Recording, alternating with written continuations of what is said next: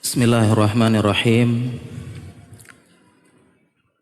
Alhamdulillahi rabbil alamin. Wassalatu wassalamu ala asyrafil anbiya'i wal mursalin Muhammadin wa ala alihi wa sahbihi ajma'in. Amma ba'd. Para jamaah, kaum muslimin dan muslimat, para pekerja, para pegawai, para mahasiswa,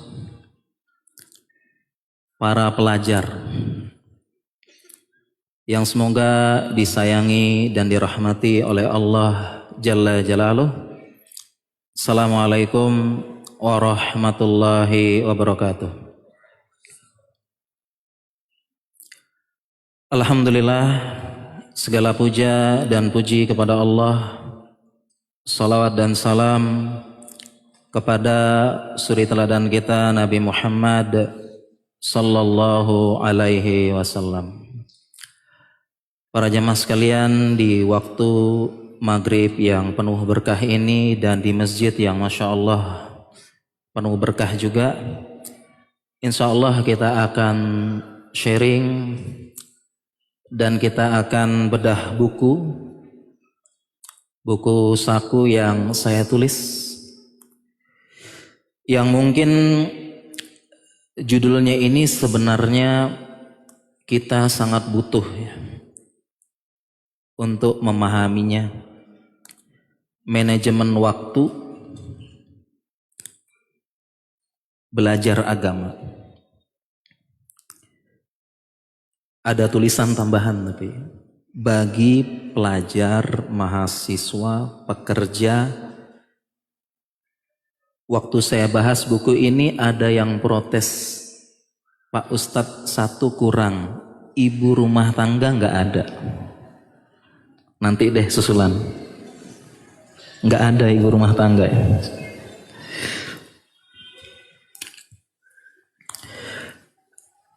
Dan buku ini kurang lebih pengalaman saya dan pengalaman senior-senior saya.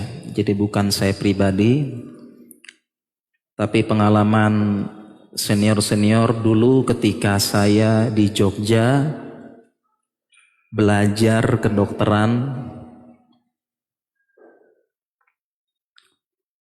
yang katanya belajar kedokteran itu siap-siap jadi kutu buku.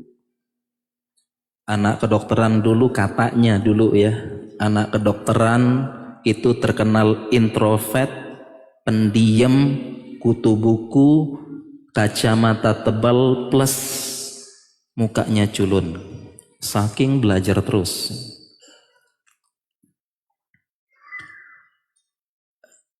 Dan belajar dulu butuh waktu yang cukup banyak, kegiatan ditambah lagi dengan praktek ya.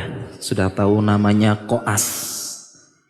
Praktek di rumah sakit, jaga malam, begadang dan sebagainya. Dan buku saku yang saya tulis ini adalah pengalaman saya dan senior-senior saya, karena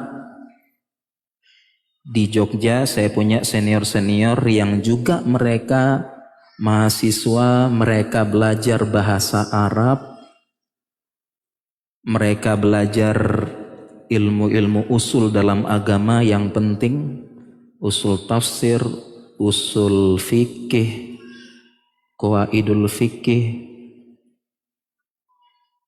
dan ditambah lagi dengan praktek para ulama kita mengenai cara mereka membagi waktu.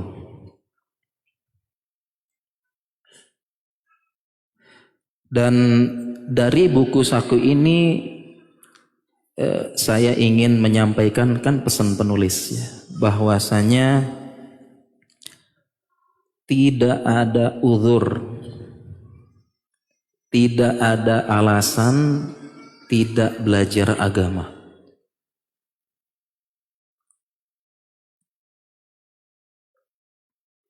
Semua kita bisa, insya Allah. Dan di buku saku ini juga saya menuliskan beberapa pengalaman-pengalaman ulama-ulama kita dalam membagi waktu mereka belajar agama. Thalabul ilmi faridhatun ala kulli muslim. Kita sudah hafal semua, wajib belajar agama. Dan ternyata kalau kita lihat contoh para ulama, saya ceritakan dulu para ulama-ulama kita, mereka membagi waktu luar biasa.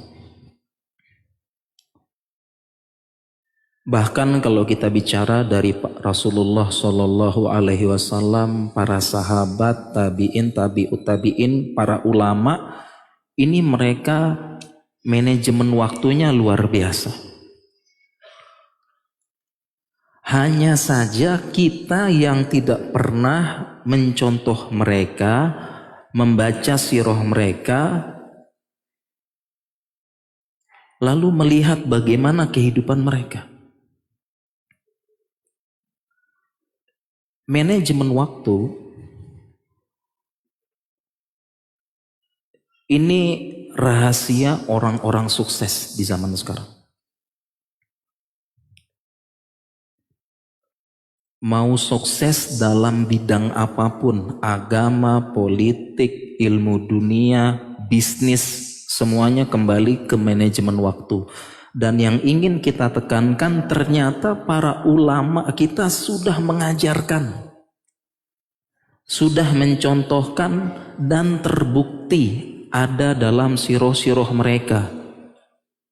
Saya nukilkan juga nanti ucapan-ucapan ulama tentang manajemen waktu, praktek mereka dan hasilnya.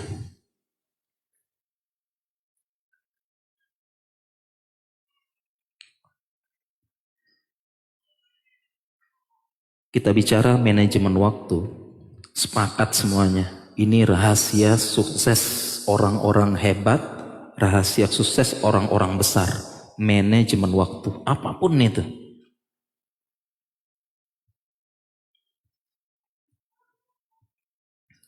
Pengusaha, politik, kemudian coba kita lihat orang-orang hebat, orang-orang besar.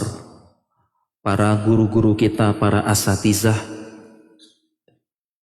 Bisa nggak kita janjian, mau ketemuan, kita minta waktunya? Bisa tidak para jamaah? Nggak bisa. Mereka manajemen waktu teratur dan memang ada ilmunya. Dikunci adalah manajemen waktu memang. Bahkan ya, saya pernah membaca itu beberapa tokoh-tokoh terkenal dunia, CEO, kemudian pemilik akun sosmed terbesar di dunia ini, katanya bajunya cuma satu model. Iya nggak jamaah? Bajunya apa? Bajunya satu model. Ya, seperti dia cuma kaosan aja. Bajunya nggak ada model yang lain, dia satu model. Ternyata ada rahasianya. Kenapa satu model? Supaya nggak buang-buang waktu mikirin apa baju yang dipakai untuk kondangan, untuk acara resmi, untuk pergi peresmian, untuk apa, nggak bingung. Jadi waktunya nggak habis untuk apa, sekedar pilih baju. Beberapa tokoh-tokoh terkenal bajunya cuma satu modelnya. Sampai segitu pentingnya manajemen waktu ini. Rahasia orang-orang hebat, sukses dan besar. Nah, tetapi para jamaah sekalian, teman-teman, saya ingin mengajak kita semua ini kembali mencontoh ulama-ulama kita. Bagaimana mereka manajemen waktu?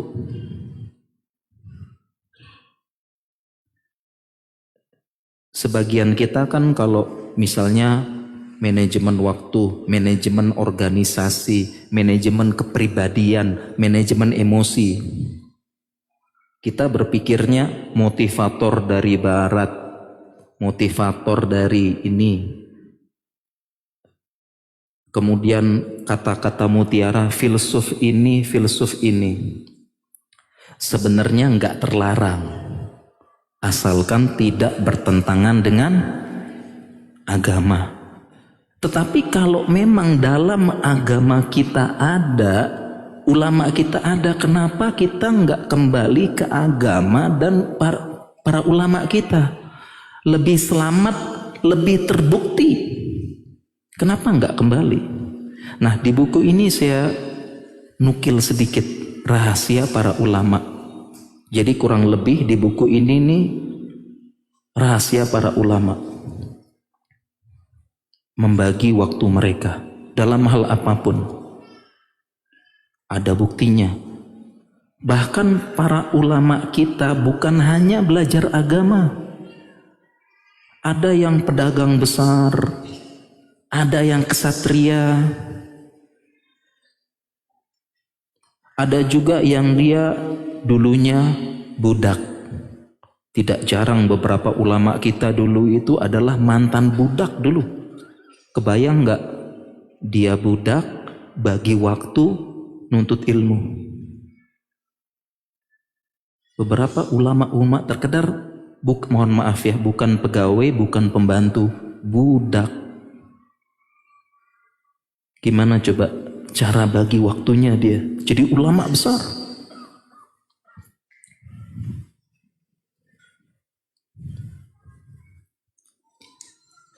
Kalau saya ceritakan di sini cuma saya sebutkan, memang para jamaah ini buku saku, tapi kalau kita syarah mukodimahnya satu pertemuan, nggak cukup nih. Makanya saya usul sama panitia, nanti habis isya kita tanya jawab aja ya. Mungkin kadang-kadang jamaah itu butuh prakteknya, butuh kok saya begini susah ya, bertanya sesuai dengan keadaan. Nah sekarang ngalir dulu aja. Kalau mukodimah aja ya sekarang ya. Oke, ini mukodimah dulu nih. Ya, mukodimahnya ya. Intinya kembali ke para ulama kita. Manajemen waktu mereka.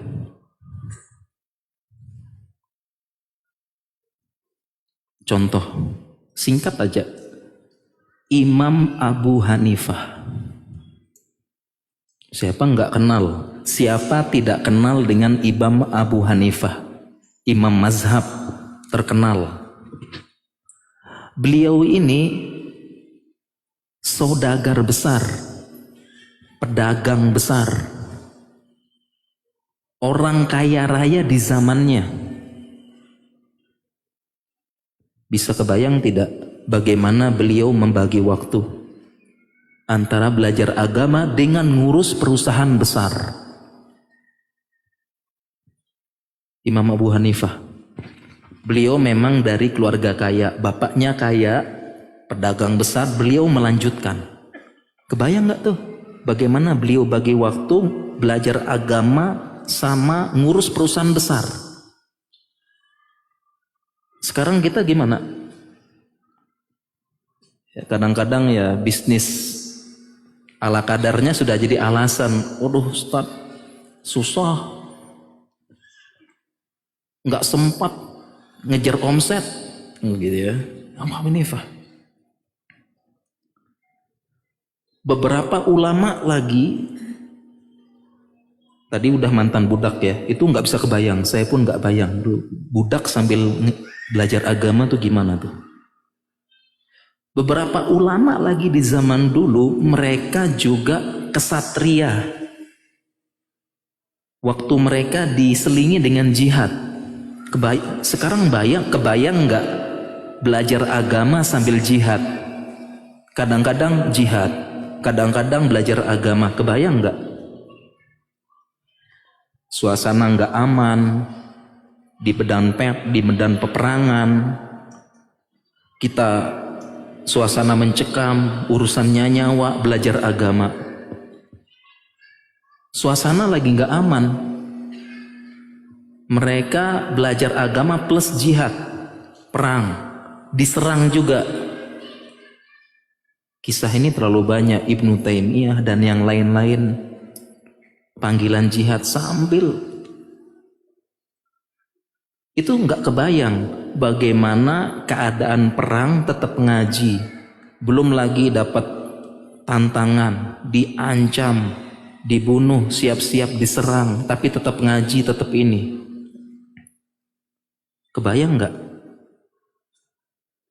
Kita aja gempa ini libur kajiannya, atau ada apa libur kajian. Manajemen waktu, bukan hanya manajemen waktu, manajemen emosi, perasaan, semuanya.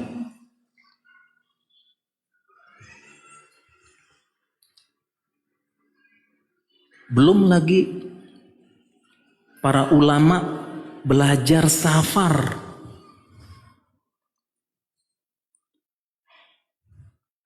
Itu gimana bagi waktunya? Safar di zaman dulu nggak seperti sekarang. Cuma naik pesawat, naik kereta, duduk manis sampai dapat hiburan. Dulu safar, makanya hadisnya safaru qit'atun minal azab. Safar adalah potongan dari azab, sebagian dari azab. Dulu safar melewati gurun pasir,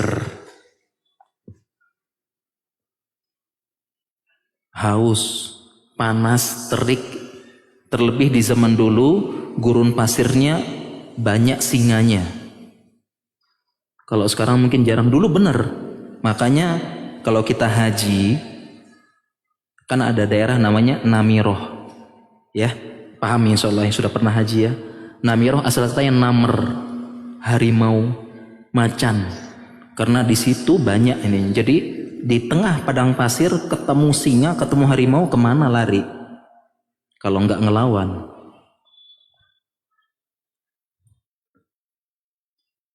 Capek, haus, belajar. Itu manajemen waktunya gimana? Safar ke kota mana nyari hadis? Nggak kayak kita nginep di hotel, ada daurah di Bandung, disediain penginapan, makan 24 jam, snacknya, makan 3 kali sehari snack, duduk manis mencatat, kalau ngantuk nanti ada rekaman, ya kalau nggak datang nanti tanpa diundang datang resume kajian. Iya, itu nggak usah diundang tuh, nggak usah diminta, datang sendiri resume kajiannya datang. Kayaknya ini salah satu nikmat sekaligus ujian. Katanya Imam Malik, al ilmu in al ilmu yu'ta walayati. Ilmu itu didatangi bukan mendatangi. Nah di zaman kita yang membuat ilmu tidak berkah dan tidak menghasilkan amal, hanya sekedar wawasan dan bacaan menyenangkan, karena ilmu datang sendiri. Al ilmu yu'ta walayati. Ilmu didatangi bukan mendatangi. Sekarang ilmu itu mendatangi kita, datang protes, datang ini, buka akun ini, ilmu datang semuanya. Gak kebayang ulama zaman dulu, mereka bagi waktu.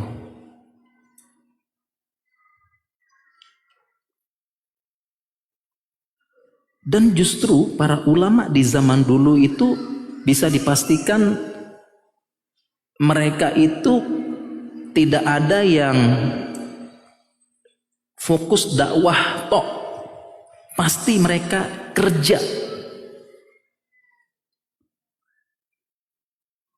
Sekarang aja kita kan ada pondok, ada ma'had,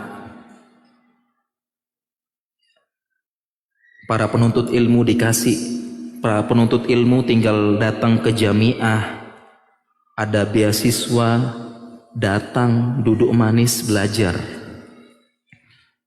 Para ulama enggak. Para ulama di zaman dulu mayoritasnya seperti kita, pekerja, nyari uang, nuntut ilmu. Kalau sekarang kan memang perubahan zaman ya, dapat gaji dari pondok, penuntut ilmunya dapat beasiswa. Zaman dulu para ulama nggak ada. Jadi potret atau gambaran para ulama zaman dulu mirip seperti kita, nyari uang belajar juga. Ada yang penjahit, ada yang tukang ngangkat-ngangkat di pasar, ada yang jualan ala kadarnya, ada yang apa, persis seperti kita ulama dulu. Nggak ada yang, mayoritas nggak ada yang dapat gaji, pasti kerja kayak kita persis.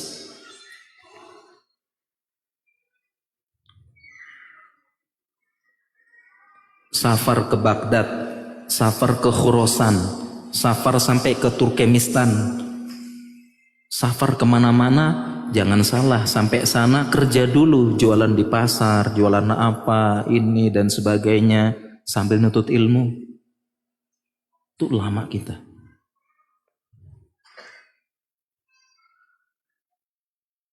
Jadi ini yang pengen yang kita tekankan, teman-teman sekalian, para jamaah. Ulama dulu persis seperti kita semua ini, kerja semuanya, sambil kerja sambil nutut ilmu. Nggak ada yang ulama zaman dulu dapat beasiswa seperti ini, dapat gaji, nggak. Jadi persis.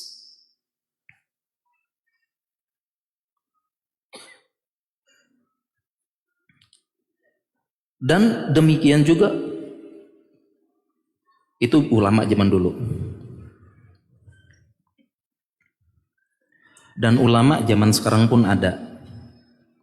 Ulama zaman sekarang, di sini saya tulis ya, ada beberapa yang mereka juga bekerja atau kuliah di universitas umum, dulunya anak SMA, bukan anak pondok, dulunya anak kuliahan, bukan anak pondok, dulunya juga pekerja, pegawai, mereka belajar agama. Contoh misalnya kalau ulama pertengahan Ibnul Qayyim Al-Zawjiyah, beliau tobib sekaligus ulama. Kalau beberapa ulama di zaman sekarang saya sebutkan di sini ada misalnya Syekh Abu Ishaq Al-Huwaini, ya, beliau S1 bahasa Spanyol. Syekh Muhammad Sholeh Al-Munajjid, beliau manajemen industri. Syekh Mustafa Al-Adawi, beliau teknik mesin. Banyak ulama semua, insya Allah. Itu kita sebutkan.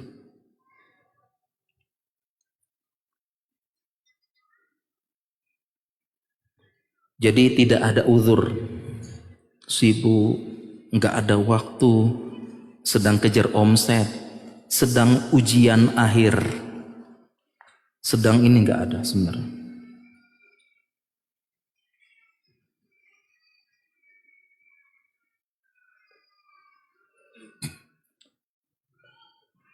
Dan kalau kita kembali kepada Al-Quran dan Sunnah,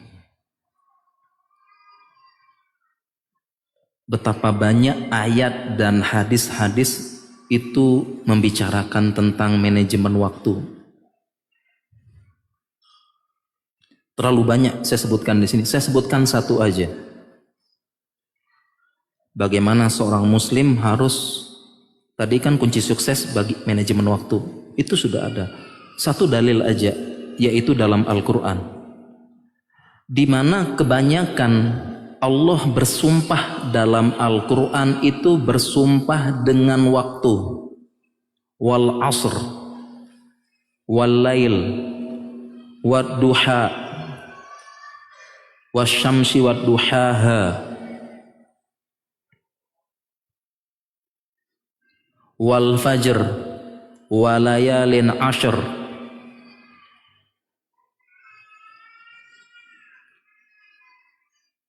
Allah bersumpah dengan waktu. Kalau kita belajar ilmu usul tafsir, ketika Allah bersumpah dengan makhluknya, yang boleh bersumpah dengan makhluknya hanya Allah, kalau kita nggak boleh. Ketika Allah bersumpah dengan makhluknya, muqsam bihi, yaitu yang digunakan untuk bersumpah, itu menunjukkan makhluk itu istimewa. Itu ilmu dalam ilmu usul tafsir. Berarti makhluk itu istimewa, dan yang paling banyak Allah gunakan bersumpah waktu.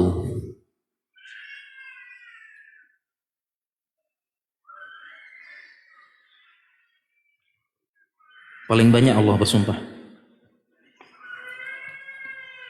Sehingga kalau kita ingin sukses, ingin berhasil, perhatikan waktu.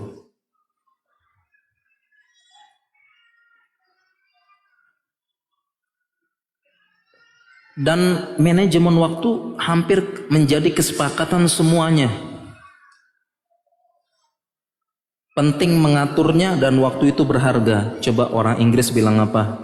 Time is money. Uang adalah waktu adalah uang. Berharganya waktu. Dengan kita mengetahui waktu itu berharga dan kita bisa manajemen, akan berhasil dalam semua hal, termasuk belajar agama.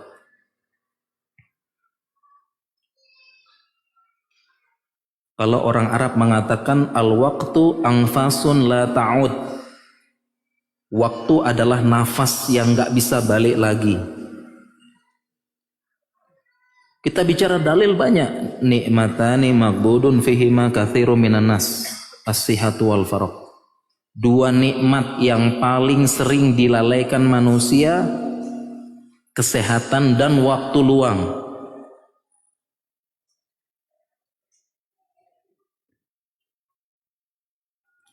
Kita masuk ke perkataan-perkataan para ulama.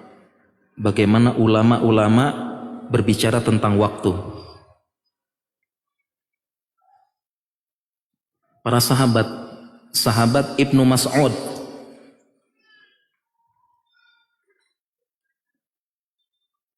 beliau menyesal kalau waktunya terbuang sia-sia. Ini prinsip satunya.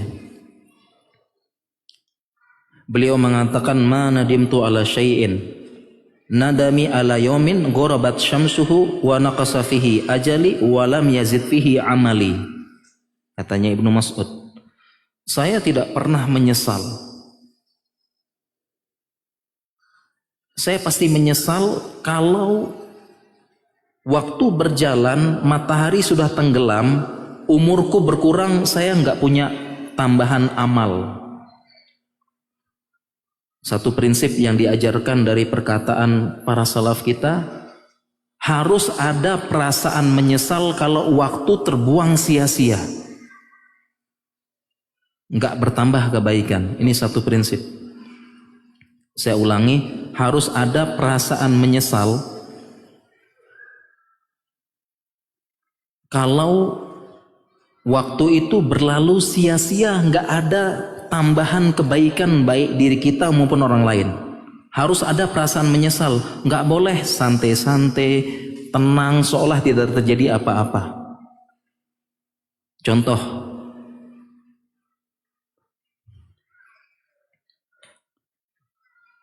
salah satu yang paling banyak menyita waktu kita kan gadget, HP.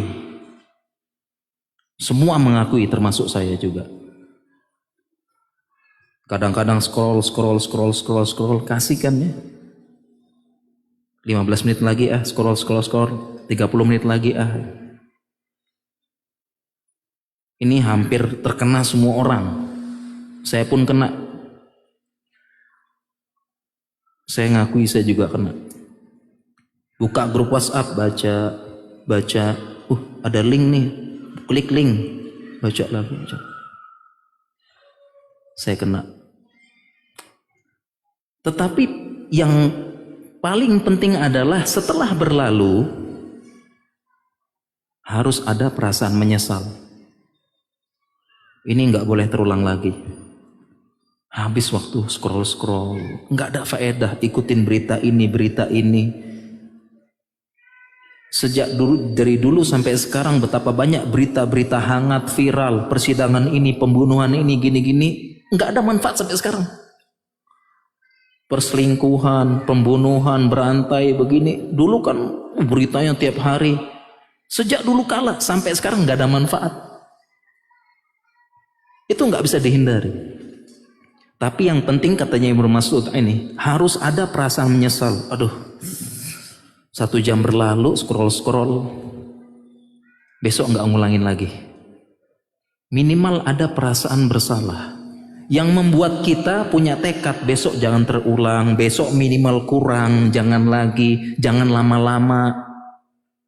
Nah, itu yang penting katanya Ibnu Mas'ud. Jadi jangan sudah lewat 3 jam scroll-scroll, apalagi semalaman gitu ya. Scroll gitu-gitu terus.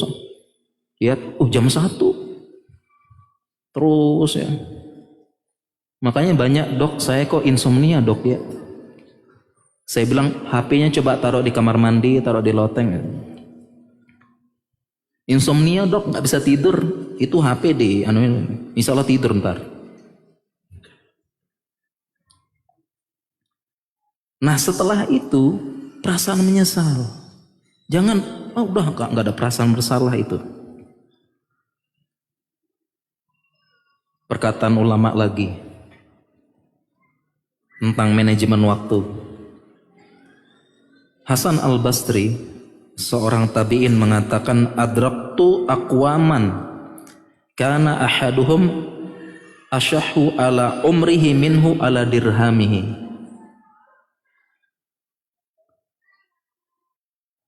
Hasan al-Basri mengatakan, saya menjumpai suatu kaum, yaitu teman-temannya, teman-teman sesama penuntut ilmu. Mereka ini kalau masalah waktu pelit. Masalah waktu pelit. Tetapi kalau masalah dirham mereka kasih.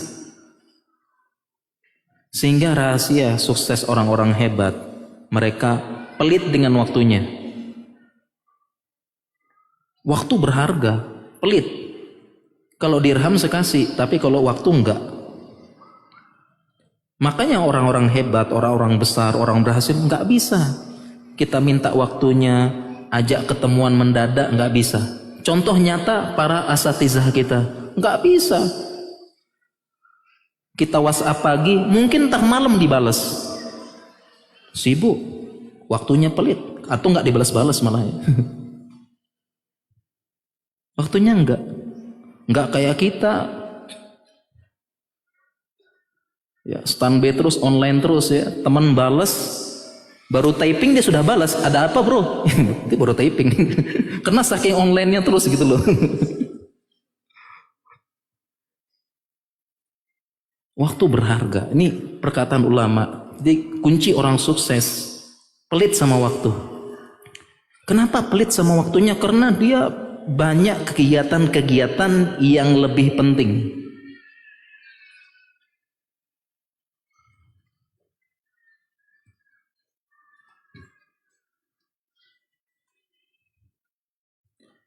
Itu tadi beberapa perkataan ulama. Banyak perkataan-perkataan ulama, prinsip-prinsip mereka, prinsip-prinsip terkait dengan pengaturan waktu banyak. Nanti dibaca deh di buku ya, lebih lengkap. Ini saya sebutkan sebagian. Kemudian prakteknya. Prakteknya jangan ditanya.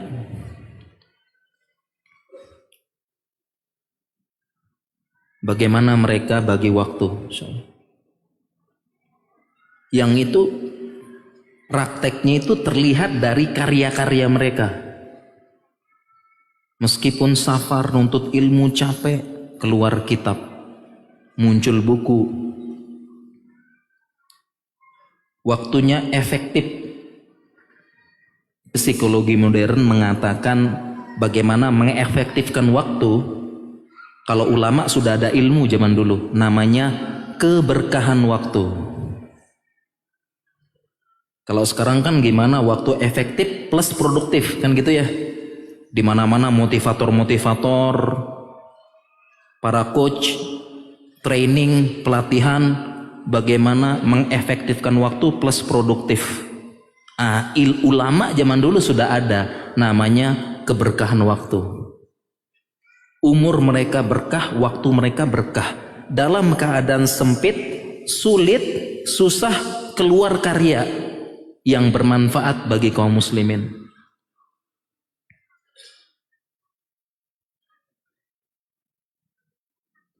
Contoh banyak banget ya. Saya nggak bisa ceritainnya bagaimana ulama safar, capek, susah.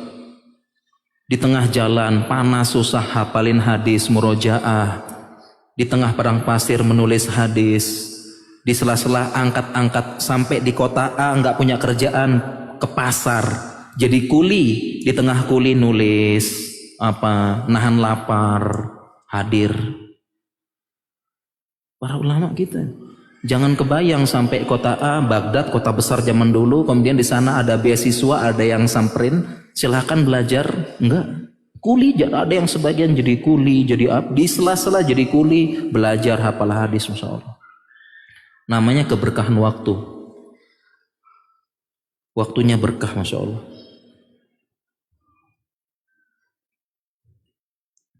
Contoh banyak, Masya Allah.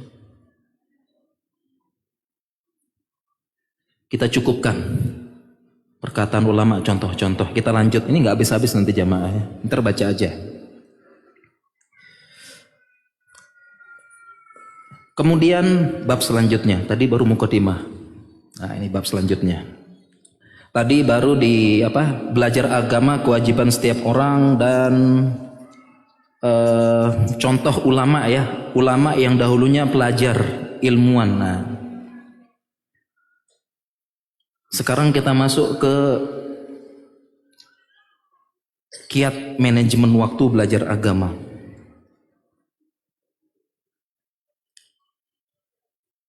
Di situ ada poin-poin, ya ada poin-poin yang saya tulis. Saya bacakan dulu ya, bacakan dulu. Jadi manajemen waktu belajar agama kita, poin yang pertama, belajar dengan guru yang bisa memotivasi dan mencontohkan. Jadi penting pilih guru. Cari guru yang bisa memotivasi dan mencontohkan. Ini ada penjelasannya lagi. Jadi guru itu bukan sekedar ilmunya kita ambil, tapi akhlaknya, adabnya, dan semangatnya. Sangat berpengaruh. Yang kedua, menyadari bahwasanya waktu itu sangat berharga. Kiat ketiga, menyibukkan diri dengan hal positif dan bermanfaat. Kita sibukkan. Poin keempat, membuat rencana masa depan dan menyusun target serta program. Penting. Poin kelima, amalan sedikit tetapi terus menerus. Jadi gambarannya itu kalau ngaji itu lebih baik sekali sepekan tapi istiqomah, daripada yang ya sekarang rame besok hilang. Yang keenam, istiqomah dalam belajar agama. Yang ketujuh, gunakan golden time belajar agama. Nah ini juga ada penjelasan ulamanya. Cara mereka belajar agama. Contohnya kalau subuh untuk ngapal, subuh untuk menghafal, kemudian kalau duha untuk pelajaran-pelajaran berat, kalau siang itu pelajaran ringan seperti sirah dan sebagainya. Itu sudah ada ulama jelasin. Kemudian belajar agama dari dasar, penting juga. Kemudian mengikuti program belajar agama, ada program-program diikuti. Kemudian ada waktu untuk muhasabah dan evaluasi.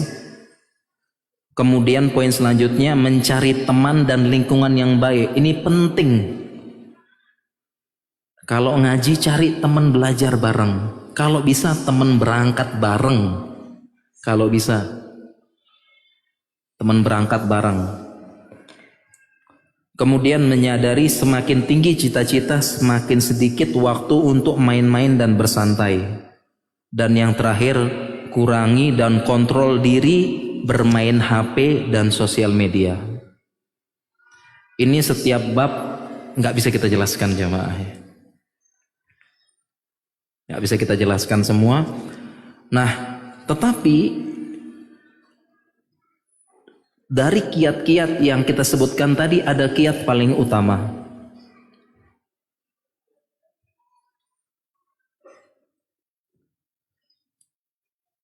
Ada kiat paling utama bagaimana kita bisa manajemen waktu. Yaitu menimbulkan rasa cinta Karena kalau kita sudah cinta, sudah hobi, sudah suka, maka kita akan menyisihkan waktu untuk hal-hal yang kita sukai, kita hobikan, dan kita cintai apapun keadaannya. Jadi dari semua kiat-kiat tadi, kiat paling utama adalah menimbulkan atau menumbuhkan rasa cinta. Makanya Allah berfirman, "Qul in kuntum tuhibbunallah fattabi'uni yuhibbukumullah wa yaghfir lakum dzunubakum." Yang sebagian ulama mengatakan ini ayat mihnah, ayat ujian. Katakanlah kalau kamu memang cinta, kalau kamu memang ngaku-ngaku cinta Allah, fattabi'uni, ikuti aku, katanya Nabi SAW.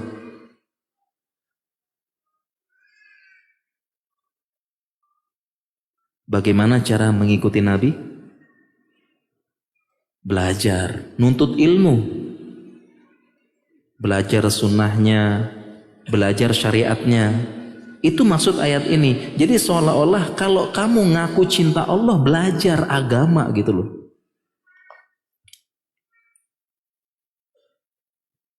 Kalau orang sudah cinta, sudah hobi, sudah senang, sebenarnya nggak perlu teori macam-macam.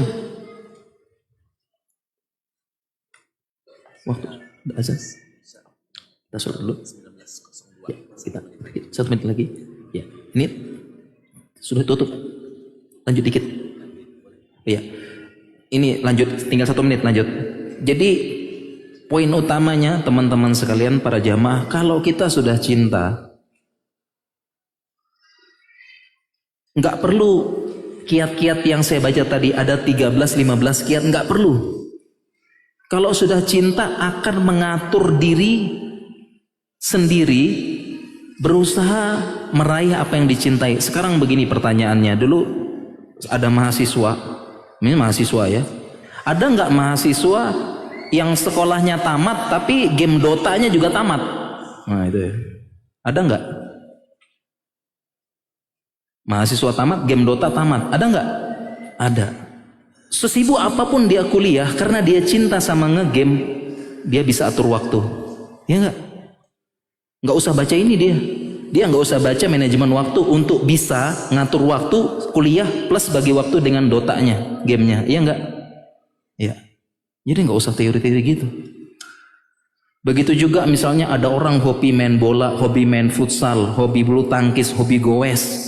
Itu nggak perlu baca buku ini supaya dia bisa bagi waktu antara kerja, izin istri, bagi waktu sama goes, nggak perlu. Dia akan putar otak sendiri bagaimana bisa bagi waktu dengan yang dicintai. Kurang lebih seperti itu demikian. Paham jamaah? Selanjutnya nanti kita bahas setelah ini azan. Insyaallah. Bismillahirrahmanirrahim. Alhamdulillahirabbil alamin. Wassalatu wassalamu ala Rasulillah. Baik para jamaah sekalian, teman-teman kaum muslimin dan muslimat, kita lanjutkan sedikit materi kita. Sebelum mungkin kita nanti tanya jawab ya, lebih efektif sepertinya dan lebih aplikatif, tapi saya lanjutkan sedikit aja poin-poin penting ya. Kalau ngomong penting semua mah penting ya. Oke, tadi kita sampai mana para jamaah sekalian? Sampai ayat in kuntum tuhibbunallah fattabi'uni. Kalau kalian ngaku-ngaku cinta Allah, ikuti aku. Dan tidak ada cara lain, tidak bukan mengikuti Nabi Sallallahu Alaihi Wasallam dengan belajar agama. Seolah-olah bukti cinta kalian itu belajar agama. Jangan sekedar klaim. Belajar agama, belajar sunnah, hadiri majelis ilmu. Dan kekuatan cinta dan mahabbah inilah yang menyebabkan seseorang bisa ngatur waktu. Jadi itu poinnya. Bagaimana dia bisa bagi waktu? Contoh tadi ya, suka ngegame. Dia bagaimanapun keadaannya, nggak perlu baca buku ini, nggak perlu pakai tips 1, tips 2, tips 3, dia udah bisa bagi waktu. Dia akan puter otak, puter pikiran, entah bagaimana caranya dia bisa memperoleh apa yang dia cintai, dia hobi, dia suka. Kalau sudah cinta, udah dia putar otak sendiri nanti.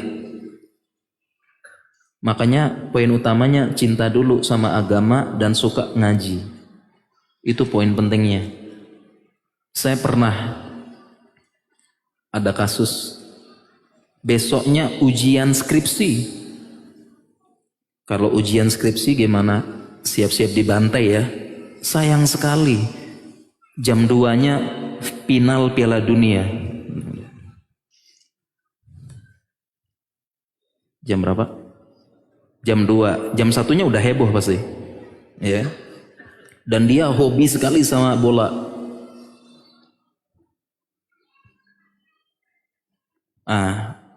Ternyata dia nggak perlu baca manajemen waktu apa gitu, nggak perlu. Dia putar otak sendiri bagaimana supaya dia dapat dua-duanya. Dia dapat yang dicintai. Ternyata bagaimana dia habis isya minum obat tidur. Supaya jadi jauh-jauh sebelumnya udah belajar. Dia belajarnya dari pagi sampai siang, dia atur waktunya. Habis isya dia minum obat, entah obat tidur ya kalau kita CTM-nya secara kedokteran ya. Dia minum obat ya.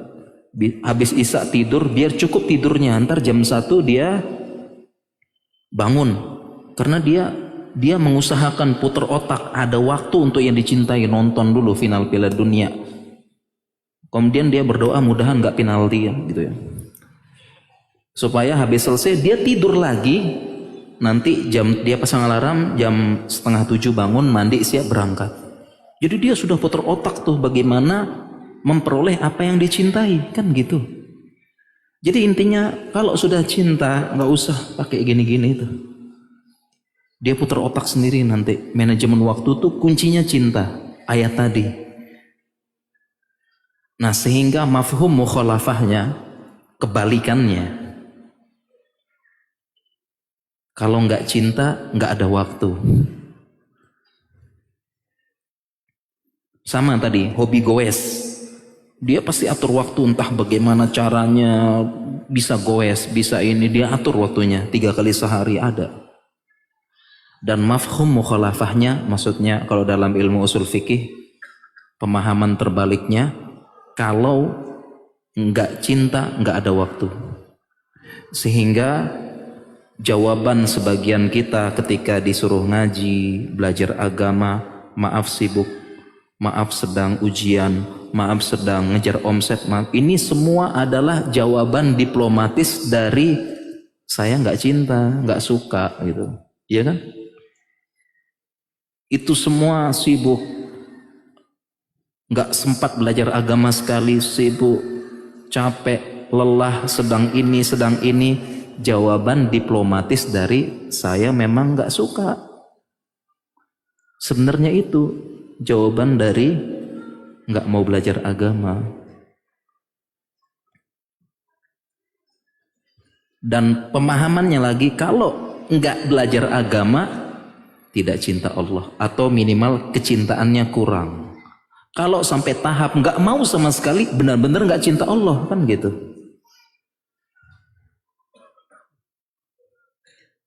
Jadi kita tumbuhkan rasa cinta dulu, senang belajar agama, merasakan ketenangan, belajar agama mengantarkan kepada akhlak yang baik, mengantarkan kepada adab, merasakan ketenangan. Fa anzalallahu ala sakinata fi qulubil mu'min, Allah turunkan ketenangan hati dalam hati. Jadi nikmat belajar agama, kita kejar. Makanya dibalik dari teman-teman itu ada yang kerja, ada yang jadi mahasiswa, ujian akhir, tugas, belajar, presentasi, KKN. Karena sudah cinta ilmu agama, seolah-olah ngaji, hadir majelis ilmu itu adalah hiburan. Karena jadi hobi, jadi suka. Kadang-kadang kita belajar ilmu kedokteran pusing apa dan sebagainya, hadir majelis ilmu, membaca Al-Quran, membaca syarah ulama, keajaiban Al-Quran, keajaiban lafaz katanya, kemudian hikmah-hikmah itu jadi tenang, santai, nikmat. Itu hiburan jadinya. Kita ngaji ke majelis ilmu.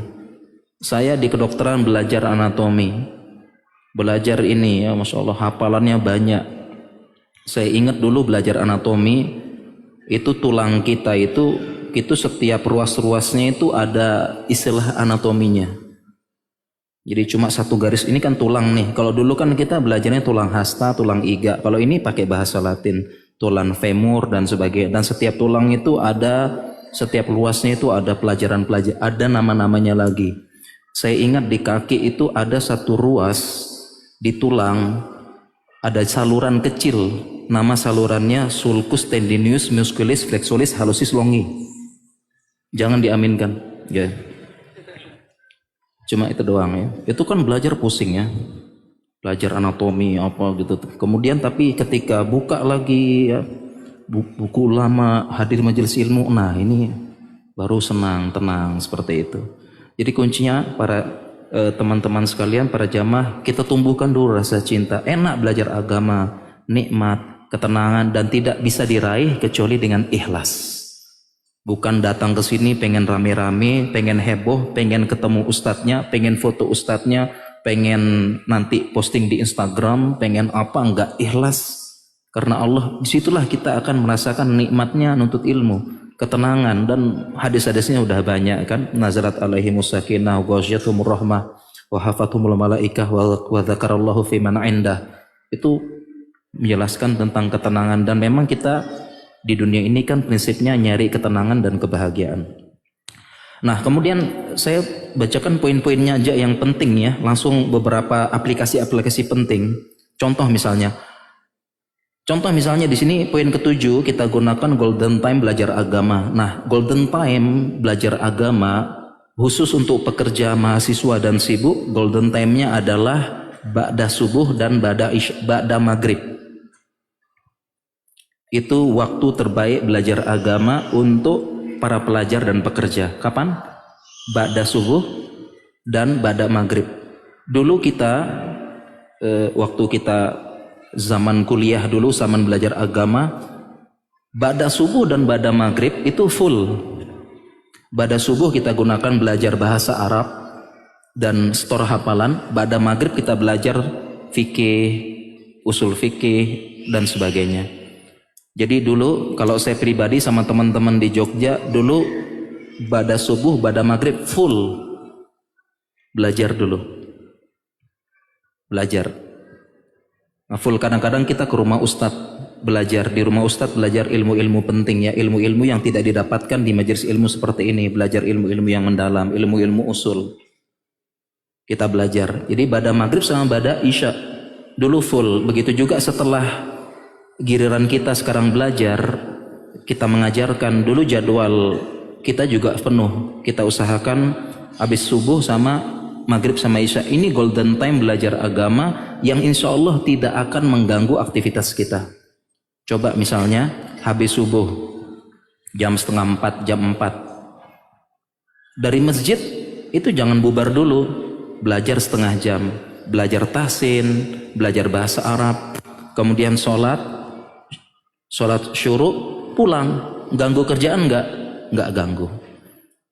Dulu itu ya, dulu mahasiswa ya, belum punya anak, belum punya istri ya, tapi setidaknya ada lah gitu ya. Itu waktu golden, contoh aplikasinya. Demikian juga maghrib sama isya. Habis maghrib sama isya belajar, habis itu sudah, habis isya kerjain tugas apa dan sebagainya, enggak terganggu sama sekali. Jadi kalau bisa golden time ini dimanfaatkan. Makanya teman-teman yang lagi belajar, yang mana manfaatkan habis subuh ya, di rumah misalnya, di masjid rumah, coba ada ustadz ada apa, habis subuh itu jangan langsung pulang, belajar sampai syuruk, baru sholat pulang, ngantor kuliah apa dan sebagainya. Bahkan dulu sebagian kita dulu teman-teman saking cintanya dengan ilmu agama, dulu kita mulazamah ke rumah ustadz setiap ba'da subuh ya. Dulu ada kadang-kadang ada jadwal kuliah jam 7, itu nggak jadi penghalang. Habis subuh mandi, bawa tas pakai baju kuliah, pakai sepatu ke rumah ustadz, belajar mulazamah. Kemudian jam 7:15 izin berangkat ke kampus. Itu karena cinta, bisa ngatur waktu. Itu contoh.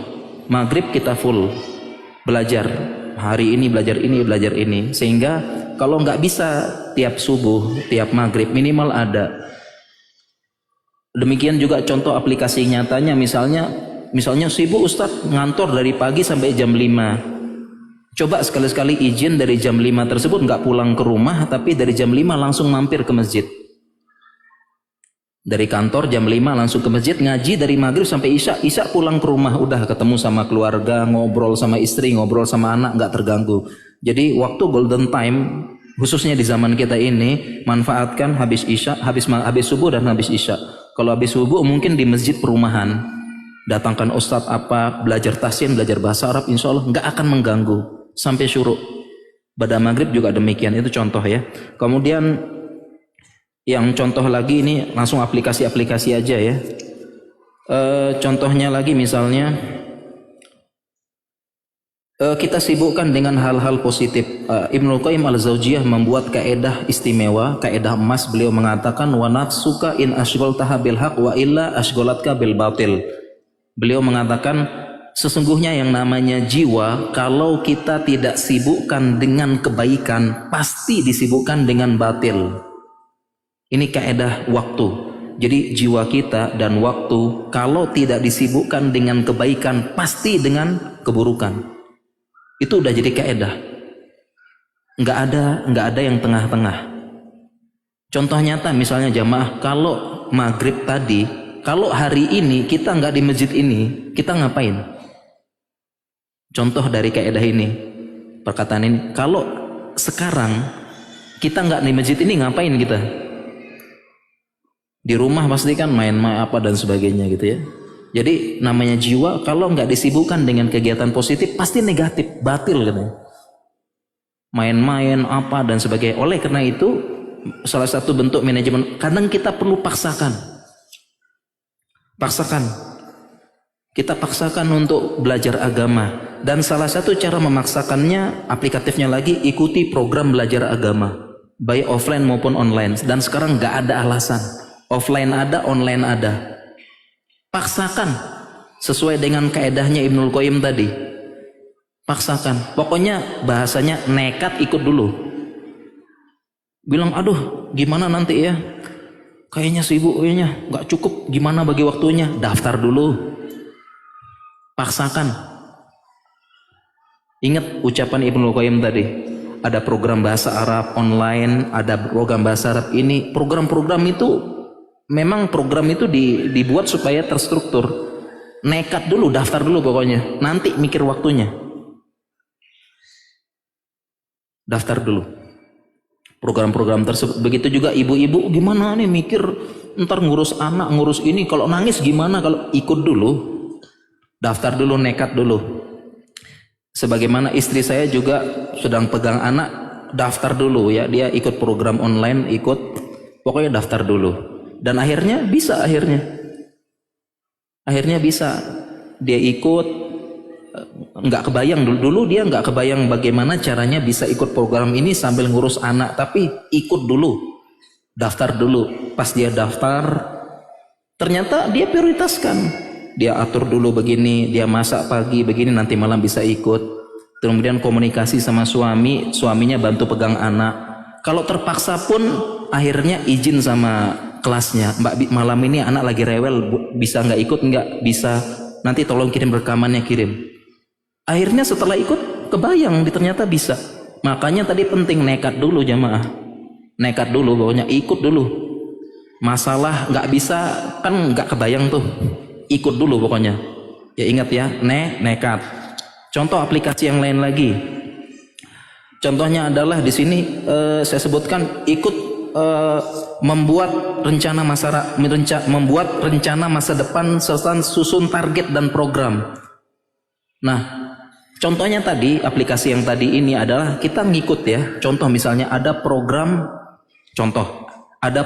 hafalan, store hafalan online, ya kan? Ada contoh program store hafalan online. Atau bahasa Arab deh, ada program bahasa Arab, nekat aja ikut. Ya walaupun kebanyakan pengalaman kita belajar dan mengajarkan, kalau bahasa Arab itu banyak yang kena namanya muntaber. Penyakit muntaber, belajar bahasa Arab, mundur tanpa berita. Kena muntaber. Ya mana ini kok tinggal yang daftar pertama satu kelas 30. Ya 5 pertemuan, 6 pertemuan, ya setelah itu loh kok tinggal 2, mana semuanya kena muntaber Ustaz. Mundur tanpa berita. Ikut aja, misalnya ada program ya, contoh ya, ada program, ada apa, ikut dulu, daftar dulu. Contoh misalnya ada program hafalan juz 30, bukan 30 juz ya, juz 30. Ikut pertemuan pertama, kedua, ketiga ikut, kemudian tiba-tiba akhirnya mundur. Entah kenapa, bisa jadi mundurnya futur, bosen, males, atau mundurnya benar-benar sibuk. Nah, orang yang ikut program tadi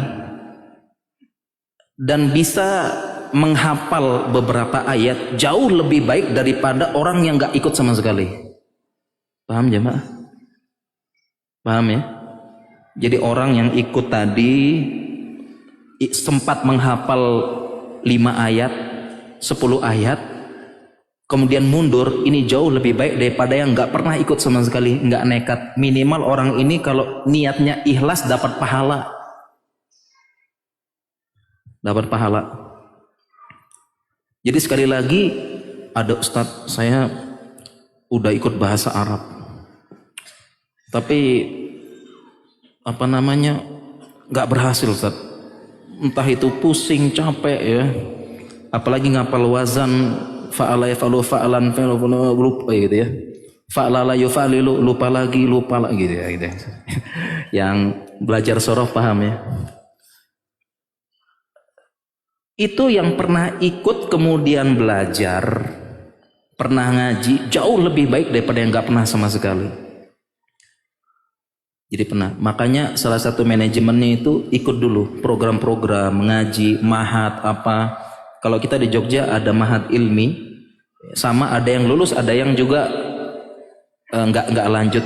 Kita katakan orang yang ikut kemudian di tengah jalan mundur baik karena malas, karena futur, jauh lebih baik daripada yang nggak ikut sama sekali. Jauh lebih baik. Orang yang ikut bahasa Arab 1-2 pertemuan mundur karena pusing, karena apa, ribet, jauh lebih baik daripada nggak pernah sama sekali. Setidaknya dia punya jawaban hujah di depan Allah nanti. Kalau di sidang di depan Allah dia punya hujah. Ya Allah, saya pernah punya niat belajar bahasa Arab, belajar Al-Quran untuk memahami kalammu ya Allah. Dia punya jawaban setidaknya daripada nggak sama sekali.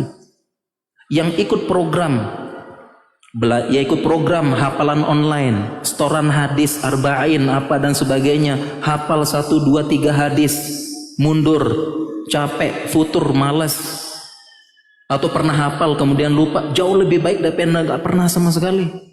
Setidaknya dia punya hujah depan Allah nanti di sidang, apa buktimu kamu cinta dengan Rasul? Saya pernah hafal ya Allah, pokoknya dulu pernah niat, tapi ya maafkan ya, pokoknya ada jawaban. Hafal Al-Quran begitu. Ini contoh aplikasi nyata. Maka jamaah, kadang-kadang jiwa kita ini perlu dipaksakan. Kita dipaksakan, nekat perlu, daftar dulu aja, ikut dulu pokoknya. Panggil ustadz kita punya acara, saya pengen belajar tahsin, memperbaiki makharijul huruf. Ustadz kalau bisa datang di masjid kita, mungkin tiap subuh Ustadz. Tiap subuh, jadi kita habis sholat subuh kita belajar sampai syuruk. Habis syuruk kemudian kita sholat, pulang ke rumah ngantor, kuliah, kerja, buka lapak, buka toko, lumayan. Panggil ustadz. Masalah nanti sudah jalan kemudian gagal, hilang pesertanya, urusan nanti.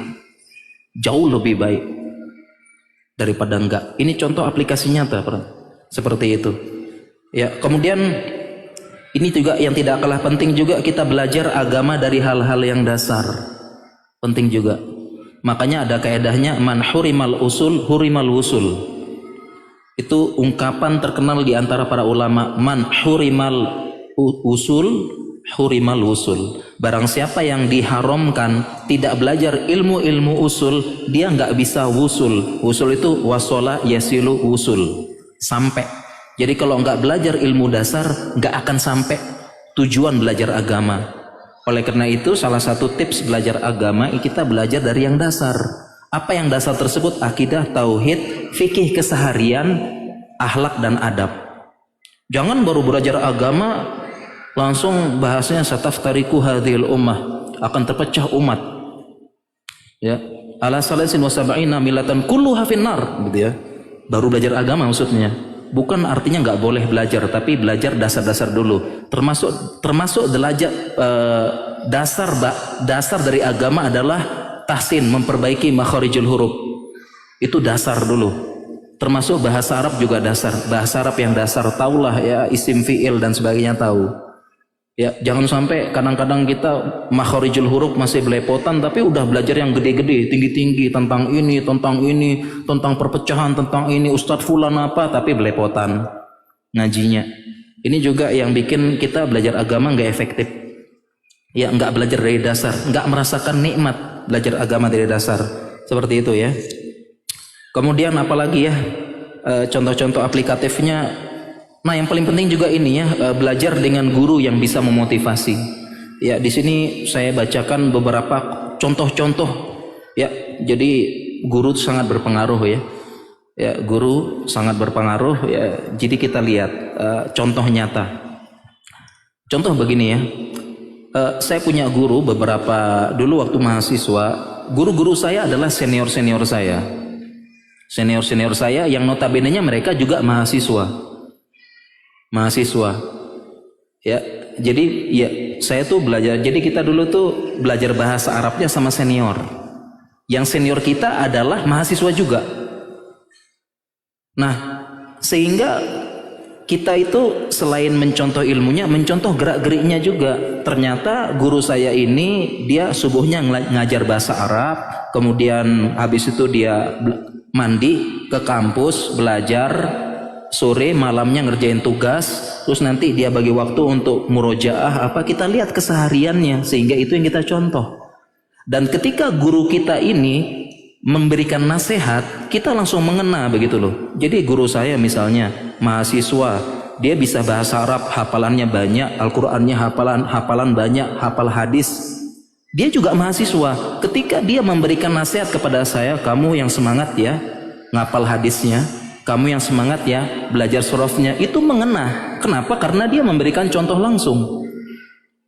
Berbeda contohnya misalnya kalau saya mahasiswa, yang kasih nasihat saya Ustadz pondok, itu akan muncul berbagai macam excuses, akan muncul berbagai macam, Allah Ustadz kan di pondok memang ngapal hadis, motivasi kita ngapal hadis memang di pondok, kalau enggak bisa, ntar dimarahin Ustadz loh, kita kan mahasiswa nggak ada urusan. Nah gitu. Jadi penting cari siapa? Ustadz yang bisa memotivasi amal juga, itu penting. Contoh nyata. Dan harusnya belajar agama begitu. Belajar agama di sini saya nukil ya. Belajar agama itu bukan hanya belajar ilmunya, belajar adab sama akhlak gurunya juga. Ini yang hilang di zaman ini. Adab dan akhlak guru yang kita pelajari, yang hilang di zaman ini. Ya mungkin karena faktor sosmed, faktor apa gitu ya. Kalau zaman dulu mereka belajar akhlak dan adabnya juga, mereka belajar seperti itu. Di sini saya beberapa tulis contoh saya bacakan. Ini ada Az-Zahabi mengatakan karena yajtamiu fi majlisi Ahmad zuhuqa khamsaina alaf. Yang hadir di majelis Imam Ahmad itu 5.000 orang. Jadi yang hadir di majelis Imam Ahmad 5.000 orang. Au yazidun atau bahkan lebih katanya. 5.000 yang hadir atau lebih. Ya. Yang lebih. Ya, nahwa khamsimi'ah yaktubun. Yang nyatet cuma 500. Jadi yang hadir berapa? 5.000 majelis Imam Ahmad. Yang nyatet berapa? 500. Wal baquna yata'allamu minhu husnal adab was-samt. Dan sisanya itu dia mengambil contoh adab dan akhlaknya Imam Ahmad. Jadi 500 nyatet ilmu, selebihnya itu pengen lihat Imam Ahmad bagaimana adabnya, akhlaknya, ngikutin, pengen lihat seperti itu. Ya, jadi ini yang hilang ya, cari yang bisa memberikan contoh, bukan hanya kalau zaman sekarang kan teori doang gitu ya. Seperti itu. Ya, dan contoh-contoh yang lain adalah yang paling terakhir ini ujian bagi kita bersama adalah sosmed, sosial media. Wah, ini pencuri waktu itu ya. Mencuri waktu. Contoh aplikasinya, kalau saya pribadi, saya nggak akan buka sosmed sebelum ngerjain tugas. Contoh aplikasinya. Jadi kalau saya ada tugas nulis, tugas buat presentasi, tugas ngajar, mau nulis buku, mau nyiapin materi kajian, yang pertama kali saya lakukan, jangan sekali-kali buka sosmed. Makanya, dan jangan sampai habis subuh buka sosmed, jangan. Nggak efektif waktu nanti, nggak konsen. Kalau bisa buka sosmed itu, kalau saya pribadi buka sosmed saya usahakan jam 10, jam 11 ke atas. Kalau sudah buka sosmed nggak efektif. Kenapa? Baca berita, baca ini, itu menghilangkan mood dan membuat nggak semangat. Makanya bagi saya ini aturan pribadi untuk saya pribadi, saya hukumnya haram. Ya bukan haram secara ini ya. Terlarang bagi saya pribadi buka sosmed habis subuh, nggak boleh. Jangan sekali-sekali. Kalau mau efektif jangan buka sosmed pagi-pagi. Buka WhatsApp juga jangan. Kadang-kadang di WhatsApp nggak ada yang penting, kita aja yang pengen penting, balas-balas, gatel pengen balas. Jadi saya usahakan kalau saya pengen efektif tuh saya buka sosmed, buka WhatsApp jam 10, jam 11. Loh bagaimana kalau urusan penting? Saya buka WhatsApp cuma sekedar screening, mana kira-kira yang penting. Saya nggak buka. Oh ini ada bos nih, oh ya udah buka. Oh ya sudah. Kalau nggak perlu dijawab, nggak usah dijawab. Diusahakan pagi itu nggak ada ngobrol-ngobrol, nggak ada chatting, nggak ada chatting, nggak ada apa usah. Oh kalau kita balas. Nanti ngobrol-ngobrolnya jam 10, jam 11. Karena kalau saya pribadi udah ngobrol, udah chatting, udah sosmed, udah scroll, nggak efektif. Nggak efektif. Baik untuk nyusun ini nggak efektif. Tapi kalau sudah scroll udah mood untuk nulis hilang, konsentrasi untuk nyiapin ini hilang semuanya. Itu contoh nyata. Baik para jamaah sekalian, mungkin itu aplikasi-aplikasi penting dari beberapa yang ini sebenarnya masih banyak, dan mungkin kita lanjutkan dengan tanya jawab insyaallah. Mau ada yang langsung atau ada yang langsung ke atas aja? Ya, insyaallah.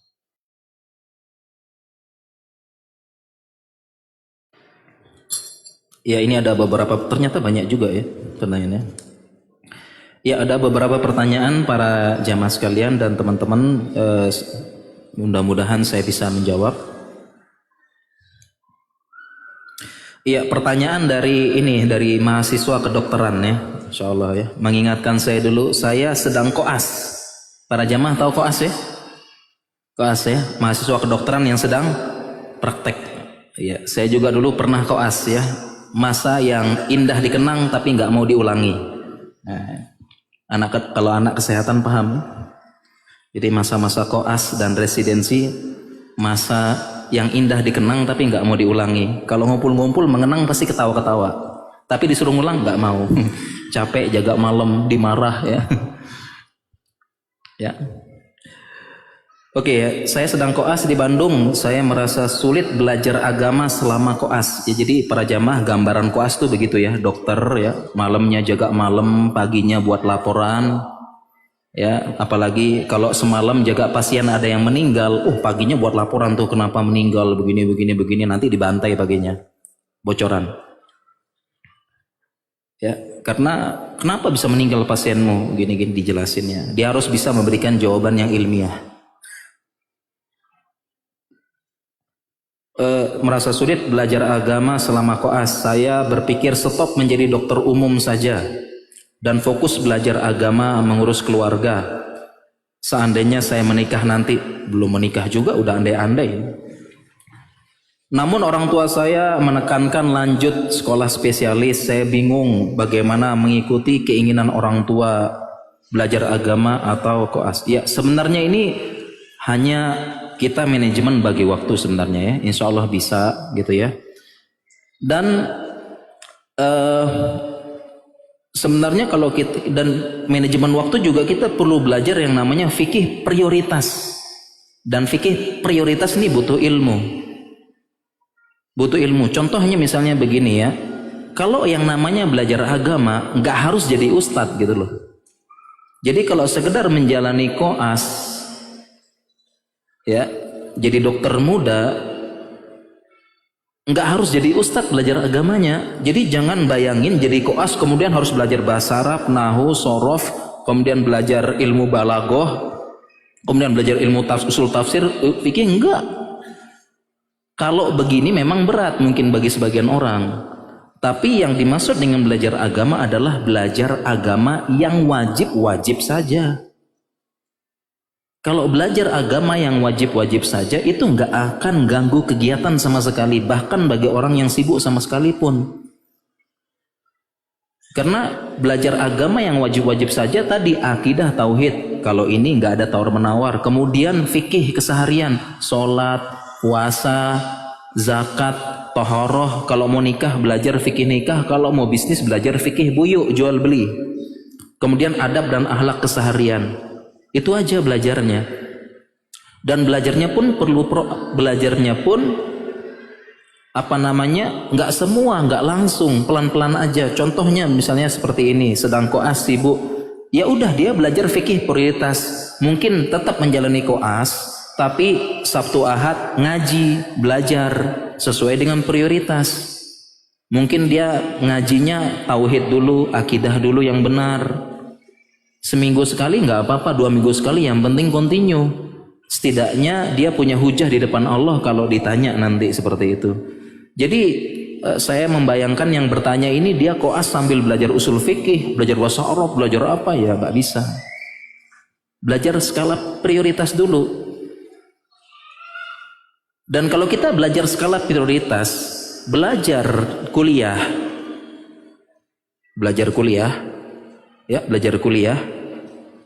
lulus, ini adalah amanah orang tua, dan amanah orang tua wajib ditunaikan.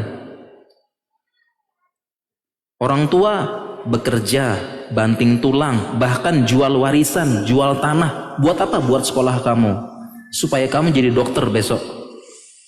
Nah, menunaikan amanah orang tua wajib. Wajib. Justru kalau kita ngomong berdakwah, fardu kifayah. Memang bisa dikombinasikan, tetapi seandainya benar-benar kontradiksi, udah kamu belajar aja dulu. Selesaikan amanah orang tuamu. Dakwah ada yang ngurus nanti, ini fardu kifayah. Kalau kita belajar lagi fikih prioritas, sebagian ulama mengatakan bahasa Arab itu hukumnya fardu ain.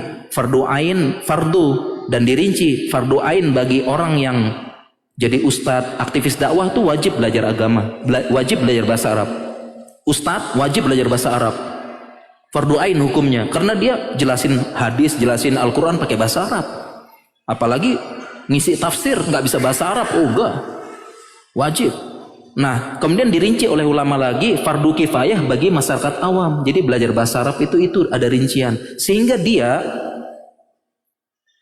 menunaikan amanah orang tua, belajar kedokteran sampai selesai wajib karena amanah orang tua.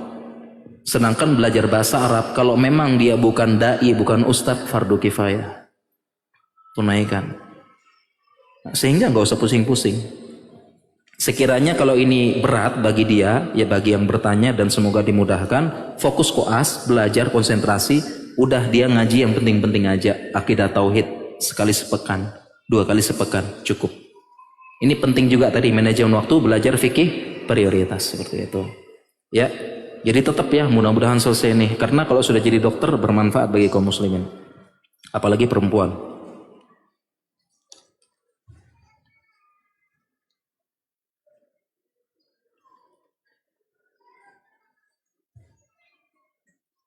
Ada pertanyaan bagus ya. Ini alhamdulillah saya dan suami pergi ke kajian 6 kali seminggu, masya Allah, bagus ini. Setiap kajian kami bawa anak, tapi kami merasa anak kami jadi tidak punya waktu untuk belajar di rumah karena kelelahan setelah pulang kajian. Ya, bagaimana nasihat? Idealnya berapa kali kita ke majelis ilmu dalam 1 minggu? Dalam 1 pekan, berapa kali idealnya? Ini tidak ada angka pasti, ya. Jadi nggak ada idealnya, karena keadaan setiap orang beda-beda. Ada yang sibuk, ada yang luang, ya. Yang penting adalah skala prioritas. Sekarang apa yang prioritas kita nih? Contoh suami sekarang. Itu nyari nafkah, nyari uang wajib.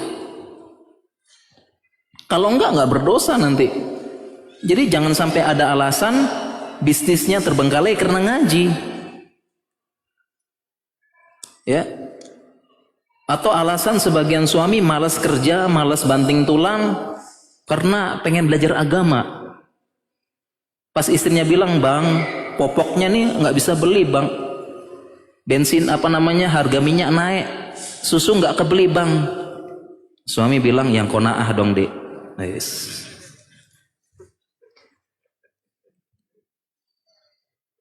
Jadi kata-kata qanaah alasan malas kerja, nggak boleh. Yang maksudnya yang realistis aja lah, ya beli susu, beli popok gitu. Penting kan nyari uang gitu. Nah sehingga dia harus nyari uang, wajib nyari uang. Jadi kalau memang dia benar-benar wajib nyari uang, nggak apa-apa ngaji seminggu sekali. Yang penting prioritas. Atau 2 pekan sekali, habis subuh mungkin belajar. Dia merasa baca Al-Quran belepotan, itu udah wajib. Jangan sampai panen dosa. Kita kan baca Al-Quran ya, kan pengennya panen pahala, tapi karena kita nggak belajar, nggak mau belajar, panen dosa baca Al-Qurannya. Ya karena kalau kita dalam ilmu qiraah atau tahsin kan ada kesalahan baca, ada lahan khafi, ada lahan jali. Kalau kita lahan khafi itu kesalahan yang tidak merubah kata, itu masih dimaafkan. Tapi kalau lahan khafi tadi, kalau lahan jali kesalahan yang besar merubah arti, dosa. Katanya ulama dosa. Jangan sampai baca Al-Quran bukannya panen pahala, panen dosa. Kenapa? Nggak pernah mau belajar, nggak peduli sama sekali. Jadi dia skala prioritas. Jadi nggak ada idealnya belajar berapa kali sepekan. Nah untuk yang bertanya ini, masya Allah semangat, 6 kali sepekan. Kalau memang nggak ada waktu, ya nggak ada waktu untuk anak-anak, udah dikurangi. Jadi nggak ada waktu. Diprioritaskan, dipilih apa yang butuh prioritasnya. Perbaiki makharijul huruf dulu, kemudian belajar akidah tauhid, dipilih-pilih dulu. Atau dia pengusaha, belajar ini yang penting-penting, belajar adab, akhlak. Dan betapa banyak kita nih kalau ngaji tuh loncat-loncat langsung. Tiba-tiba masalah tahzir, masalah iftiraqil ummah, masalah apa, tapi yang lain-lain loh masih ini kita ini ya. Kadang-kadang ya makharijul huruf apa itu, akidah dasar, manhaj, itu kadang-kadang loncat. Jadi buat yang bertanya ini semoga dimudahkan Allah Subhanahu wa taala. Jadi ngajinya nggak usah 6 kali sepekan. Ngajinya yang dipilih mana tema-tema yang penting, dan ini konsultasi ke ustadz setempat. Nah, minta nasihat ustadz setempat karena ustadz setempat yang lebih paham keadaan di Bandung, majelis ilmunya apa, ya di situ apa, konsultasi. Ya, nggak mesti 6 kali sepekan. Ya, dan juga dia bisa pilih waktu nanti untuk ini. Bahkan kalau kita skala prioritas, mendidik anak hukumnya wajib. Ya, jangan sampai ternyata belajar agamanya itu materinya nggak prioritas, anak terlantar. Ini bukan pemilihan skala prioritas yang baik. Seperti itu.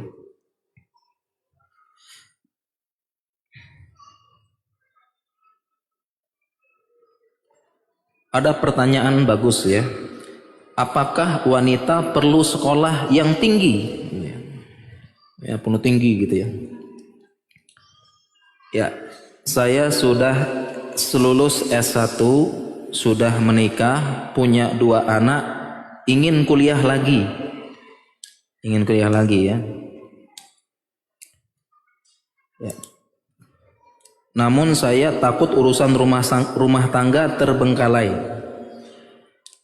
Bagaimana dengan wanita yang berbisnis, jualan? Yang jualan ini menyita waktu, bagaimana pertimbangan peran saya sebagai istri dan ibu? Ini pengen kuliah lagi ya. pengen kuliah lagi, berarti suaminya dapat mahasiswa kan gitu ya. Jadi ada pertanyaan, gimana bisa dapat istri mahasiswa, suruh istri kuliah lagi gitu ya. Ya bagaimana, jadi inti pertanyaannya pengen sekolah lagi, pengen bisnis dan kaitan dengan urusan rumah tangga ya. Nah ini juga pentingnya kita skala prioritas. Contoh misalnya pengen sekolah lagi, pengen bisnis jualan, dan dia seorang ibu punya anak, maka prioritas utamanya dia adalah seorang ibu sekaligus istri, terutama istri ya, karena istri itu surga nerakanya adalah suami. Fanzuri aina anti minhu fa innahu jannatuki wa naruk. Perhatikan bagaimana posisimu di depan suamimu, sesungguhnya suamimu surgamu dan nerakamu. Sehingga dan hak suami yang paling besar adalah keberadaan istri di rumah. Itu kalau kita belajar fikih munakahat, fikih pernikahan. Salah satu hak terbesar suami adalah keberadaan istri di rumah. Jadi istri di rumah, keberadaan istri di rumah. Oleh karena itu kalau sekolah, mau bisnis, mau keluar apalagi perlu izin suami. Jadi yang paling pertama kalau mau sekolah, kalau mau bisnis, suaminya izinkan apa enggak. Karena dengan itu suami menggugurkan sebagian tanggung jawabnya. Menggugurkan sebagian haknya. Jadi izin suami dulu. Yang kedua sebagai ibu rumah tangga, ngurus anak. Dia lihat apakah itu akan melalaikan apa enggak. Kalau dia yang enggak, kalau tidak melalaikan, bisa dikombinasi. Contohnya bisnis online, jual beli dari rumah, bisnis online sambil ngomong anak. Contohnya, dengan syarat tadi tidak melalaikan hak suami dan tidak menelantarkan pendidikan anak-anak. Bisa-bisa aja. Jadi Islam nggak pernah melarang secara total wanita bekerja, enggak. Ada syarat-syaratnya. Ya, ada syarat-syaratnya. Nah, seperti itu gambaran ya. Dan ini saya kasih jawaban umum ya, bukan jawaban untuk yang ini. Karena kalau jawaban untuk yang bertanya ini tentunya dia perlu musyawarah, diskusi. Wasyawiruhum fil amri fa idza azamta fatawakkal 'alallah. Dia harus diskusi dulu. Ya, ini gambaran secara umum ya. Kemudian kalau mau sekolah, sekolahnya mau apa dulu? Untuk apa begitu? Apa yang dicari dari sekolah tersebut? Kalau memang pengen cari pendidikan, pendidikannya apa? Dia pengen ngajar di mana dan sebagainya. Butuh apa enggak? Benar-benar prioritas apa enggak? Urgent enggak gitu ya? Demikian juga kalau bisnis, urgent enggak bisnisnya nih? Kalau suaminya sudah bisa memenuhi, sudah cukup, sudah apa, buat apa sebenarnya ya? Kan lebih baik dia fokus untuk belajar agama, ngajar anak TPA di sekolah, di lingkungannya. Ya, itu kalau ngajar TPA itu kan gampang tuh, kan cari yang bermanfaat aja gitu. Kita prioritaskan, ya. Jadi kita banyak pertimbangan seperti itu. Nah, ini gambaran secara umum. Untuk yang bertanya, bukan jawaban ya. Selebihnya dia perlu diskusi dengan ustadz setempat ya. Seperti itu. Ya, selanjutnya saya ingin kuliah syar'i. Tapi kadang tidak tahan juga dengan fitnah wanita. Umur saya 23 tahun. Insyaallah. Ini kuliah syar'i dengan fitnah wanita hubungannya apa? Ingin kuliah syar'i tidak tahan fitnah wanita. Setahu saya kalau kuliah syar'i Lipia Mahat itu kan ini maksudnya minimal gitu ya. Tapi tidak tahan dengan fitnah wanita. Kalau fitnah wanita saya juga nggak tahan. Siapa yang nggak tahan fitnah wanita? Masya Allah. Kalau saya malah nyerah-nyerah fitnah wanita, apalagi profesi saya sebagai dokter ya, melihat, menyentuh, ketemuan. Ini Masya Allah, kalau saya ini jangan saya, kalau saya ini banyak dosanya kalau udah gini. Fitnah terbesar ma taraktu fikum fitnatan hiya adurru ar-rijali minan nisa. Terlalu banyak hadis-hadis bercerita tentang fitnah wanita. Ma ra'aitu min nakisatin aklin wa dinin adhaba li rubbi rajulin hadimin min ihdakun. Saya tidak melihat sekelompok orang yang dia kurang akal, kurang agama. Maksudnya kurang akal itu pakai emosi, bukan bodoh. Kurang agama karena dia kalau haid nggak sholat. Adhaba li rubbi rajulin hadimin min ihdakun.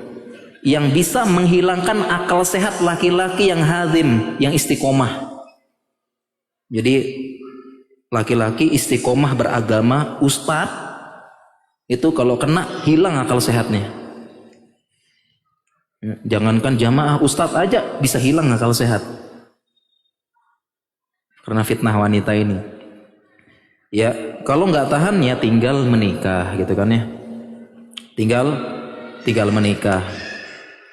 Ya, karena barang siapa yang menikah qad kamala nisfal iman. Barang siapa yang menikah dia telah menyempurnakan setengah keimanannya. Falyattaqillaha fi nisfil baqi. Hendaklah dia bertakwa di sisa yang setengahnya. Seperti itu. Ya, jadi ya nikah caranya seperti itu ya. Dan tidak ada pertentangan insyaallah seperti itu ya. Oke.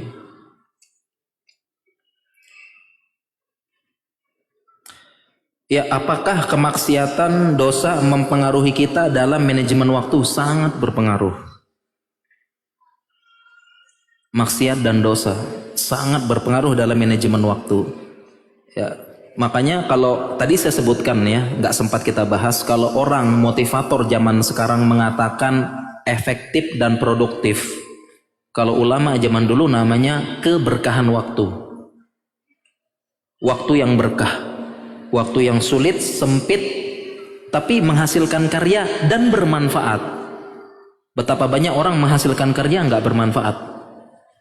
Contoh manajemen waktu, keberkahan waktu adalah saya paling banyak membaca Ibnu Taimiyah. Jadi Ibnu Taimiyah itu menulis Aqidah Al-Wasithiyah. Aqidah Al-Wasithiyah sekarang jadi rujukan kitab kurikulum akidah di semua mahat-mahat. Aqidah Wasithiyah.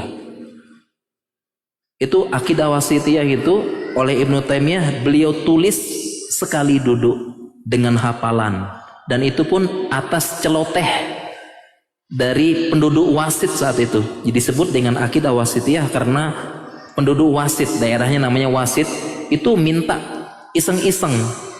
Begitu Ibnu Taimiyah datang ke kota Wasit, beliau mengatakan, tolong dong buatkan untuk kami catatan ringan, poin-poin akidah. Cuma nyeloteh gitu doang. Kita kedatangan ulama nih. Datang. Kita di sini pengen belajar agama, tolong dong buatin poin-poin akidah biar kita bisa baca gitu. Cuma nyeloteh gitu. Dan Ibnu Qayyim Ibnu Taimiyah kemudian sebentar, dia duduk, dia tulis poin-poinnya. Jadi diserahkan.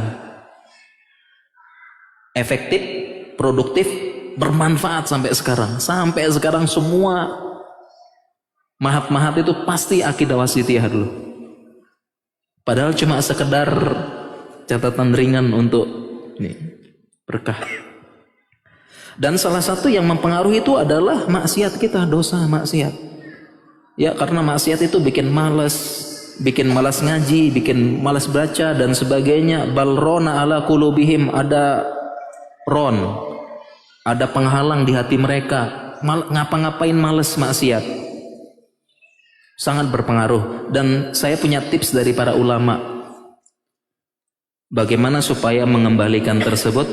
Ini tips ulama diambil dari hadis ya. Fa'at bi'is sayyatal hasanata tamhuha. Iringi keburukan tersebut dengan kebaikan, dia akan menghapus. Itu tipsnya, tips ulama. Iringi keburukan tersebut dengan kebaikan. Contoh, kalau saya pribadi, contoh aplikasinya misalnya saya ya, mungkin malamnya begadang, jaga malam atau apa gitu ya. atau pernah kecapean, pernah sakit. Saya pernah sakit demam, akhirnya subuhnya kelewatan, bangun jam 6. Nah, tips ulamanya fa'at bi'is sayyatal hasanat tamhuha, iringi keburukan tersebut dengan kebaikan. Maka cara saya menghapus tadi ketinggalan sholat subuh, biasanya saya sholat duha itu cuma 2 rakaat, sekarang saya ganti jadi 6 rakaat atau 8 rakaat. Kenapa? Saya pengen menghapus kesalahan yang tadi.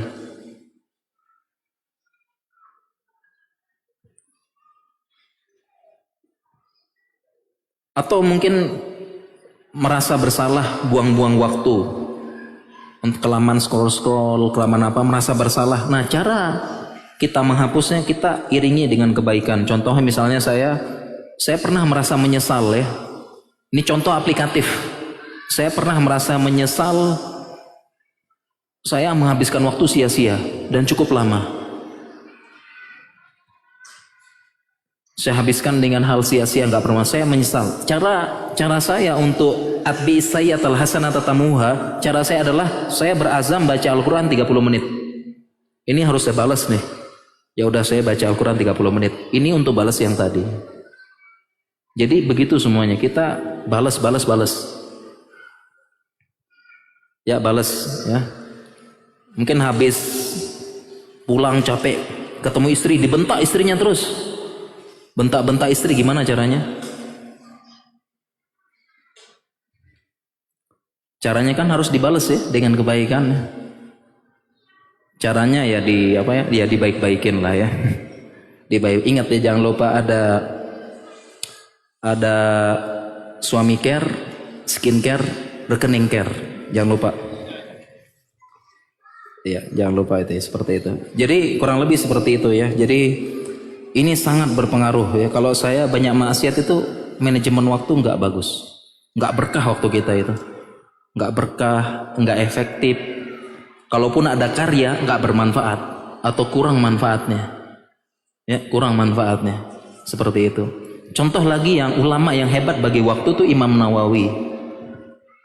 Tadi lupa saya ceritainnya, Imam Nawawi itu beliau meninggal wafat dalam usia muda. Imam Nawawi wafat usianya 40 tahun. Imam Nawawi wafat usianya 40 tahun. Itu bagi ulama itu sangat muda wafat. Imam Nawawi. Tapi karena berkahnya, produktif, menghasilkan karya dan bermanfaat bagi banyak orang. Masjid mana yang nggak ada Riyadhus Shalihin sekarang? Masjid mana yang nggak ada Riyadhus Shalihinnya Imam Nawawi? Mahat mana yang nggak pakai arba'innya An-Nawawi? Semua pakai. Padahal arba'in itu ada banyak, ada puluhan kitab. Karena memang ada hadisnya, ada hadis yang berbunyi barang siapa mengumpulkan 40 hadisku akan dapat keutamaan ini. Maka ulama berlomba-lomba mengumpulkan 40 hadis. 40 hadis yang bermanfaat. Makanya arba'in itu ada hampir puluhan. Arba'innya ulama ini, arba'innya ulama ini, arba'innya ulama ini, dan yang bermanfaat sampai sekarang arba'innya Imam Nawawi. Seperti itu. Ya. Kita lanjut ya. Masih ada waktu habis. Sudah? 4 menit terakhir ya. Terakhir para jamaah ya. Ini mohon maaf, nggak semuanya bisa kita jawab ya. Iya, manajemen waktu ada 13 kiat dan paling utama menimbulkan rasa cinta. Bagaimana menumbuhkan kecintaan dan istiqomah. Nah, jadi kan tadi kunci utamanya kan kita cinta dengan ilmu agama ya, senang gitu aja. Jadi yang pertama, supaya kita cinta, senang belajar ilmu agama, pertama tentunya kita harus ikhlas dulu ya. Jadi kita nggak akan merasakan ketenangan, manfaat di majelis ilmu kalau kita nggak ikhlas. Dan betapa banyak di zaman ini karena fitnah dan ujian sosial media, kita hadir itu nggak ikhlas. Ya, pengen ketemu ustadznya, pengen foto, ya, pengen tampil, pengen posting dan sebagainya. pengen buktiin sesama teman saya ini udah hijrah loh, hadir terus di majelis ilmu, tapi selama majelis ilmu ngobrol-ngobrol dan itu banyak. Jadi kita ikhlas dulu. Kemudian selanjutnya adalah cara menumbuhkan kecintaan, ya kita ingat bahwasanya kita belajar ini pembuktian cinta kita kepada Allah. Tadi makanya ayat tadi, qul in kuntum tuhibbunallah fattabi'uni, itu terjemah terleknya kalau kamu cinta Allah belajar agama gitu loh. Dan itu pembuktian cinta. Jangan sampai kita ngaku-ngaku cinta tapi pas disidang sama Allah disidang sama Allah kita nggak ada bukti. Nggak ada bukti. Jadi kita cintaan seperti itu. Nah, kemudian selanjutnya adalah kita berusaha mencari, merenungkan ya. Dengan belajar agama kita nambah ilmu, kita bisa membedakan hak yang batil, kita bisa mengamalkan ilmu kita. Dan kita harus yakini benar-benar dengan mengamalkan ilmu agama itulah yang bisa mengantarkan kepada kebahagiaan sejati dan ketenangan hidup. Itu. Dengan kita seperti itu kita akan rindu majelis ilmu ya, rindu, kangen, belajar agama, merasakan kebahagiaan. Sebagaimana teman-teman rindu main game, pas main game seneng banget. Rindu nonton film Korea, pas nonton film Korea seneng banget. Sama kita juga gitu, usahakan rindu majelis ilmu, rindu dibacakan ayat-ayat, rindu dibacakan terjemah, tafsir, syarah ulama. Di situ ada keajaiban, ada hikmah, ada apa. Kita rindu mendengarnya sejuk, tenang. Kemudian kita berjanji kepada diri kita harus lebih baik, harus berubah. Gak boleh begini terus, sampai kapan aku begini, sampai kapan seperti ini, masa begini terus, harus lebih semangat lagi, lebih bermanfaat lagi. Ingat-ingat hadis Nabi, khairun nas anfa'uhum linnas, sebaik-baik kalian yang paling bermanfaat. Masa saya gini-gini terus, gak memberikan manfaat, tidak ada sumbangsih, tidak ada saham dalam kebaikan, tidak ada saham dalam dakwah, kan begitu. Kita perlu bangkitkan, masa gini-gini terus. Ya, apa bekal saya akhirat nanti? Apa saya jawab di depan Allah kalau disidang? Sampai kapan masa gini-gini terus? Nah, kurang lebih seperti itu. Jadi dengan itu semua akan menumbuhkan kecintaan dan rasa bahagia dengan beragama dan menuntut ilmu.